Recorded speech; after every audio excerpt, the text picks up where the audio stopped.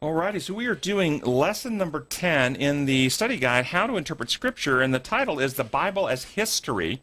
And the lesson points out that the Bible is constituted history, meaning that it records events as they occurred in history in a linear fashion.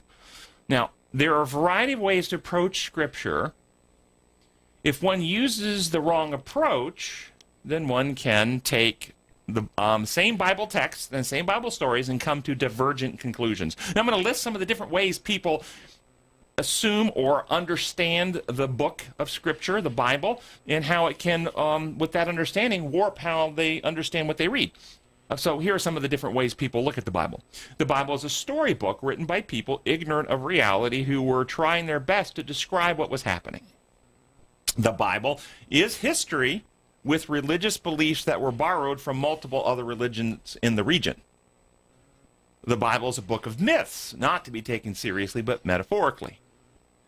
The Bible's stories are standalone stories that teach us the power of God and the principles of right and wrong. Do right and God blesses, and do wrong and God punishes. The Bible is to be understood through imposed law lenses. God is the supreme authority who makes up laws, and we're expected to obey, and if we don't, God's justice requires that he punish. There are two dispensations, the Old Covenant recorded in the Old Testament, in which salvation was achieved through law and animal sacrifice, and the New Covenant recorded in the New Testament, in which salvation is by grace through faith in the blood payment of a human sacrifice, Jesus, to his Father. The Bible is to be taken literally, just as it reads, without understanding figures of speech, metaphor, and symbols. The Bible is the authoritative source of all truth.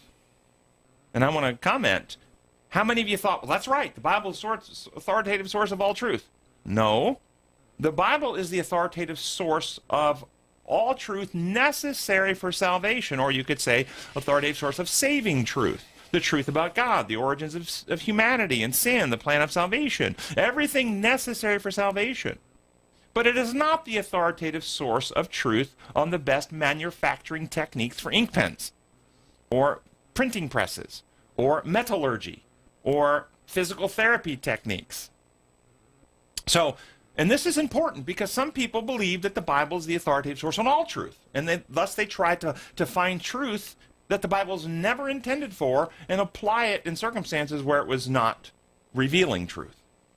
So all these approaches are flawed. The approach that I believe helps us get accurate truth about God is that the Bible is the inspired record, but we have to understand God as creator and his laws as design laws. Use the integrative evidence-based approach where when there are the different threads giving evidence on the same topic, Scripture, science, experience, or Scripture, nature, experience, when all of them do give evidence on the same topic, we harmonize them. Taking all 66 books together as one dispensation, one God, one human race, one sin problem, one solution to the sin problem, God working through history to provide that solution. One dispensation, not multiple dispensations. Appropriately interpreting figures of speech and metaphors and similes and parables rather than taking things literally as they read. Refraining from using the Bible to teach things it's not intended to teach. Examples of extreme literalism and using the Bible to teach or apply to things it was never intended to do would be the instruction in Old Testament about for the Jewish people in the wilderness not to start fires on Sabbath. Means that it applies to electrical circuitry in a modern world, and therefore you can't turn switches on and off, so you have to have computer programs that will turn your electricity lights on and off and start your ovens, and then if you live in places like this and buildings have elevators, you program them on Sabbath to stop at every floor up and every floor down all day long so people can get on and off without pushing the button. If you push the button, you start a fire. So we're taking something very literalistically and applying it to things it was never intended to apply to. Or you think he's joking, but this kind of thing actually happens in Jerusalem, in Tel Aviv, in Israel. That's exactly right. The buildings are programmed to do that. Because they believe the Bible is teaching something it's not teaching. Or the New Testament never mentions musical instruments in worship. Therefore, we can only worship God in the New Dispensation, the New Testament era, because we have two dispensations, with our voices. We can't use musical instruments in a worship service. Again, using the Bible to teach something it was never intended to teach.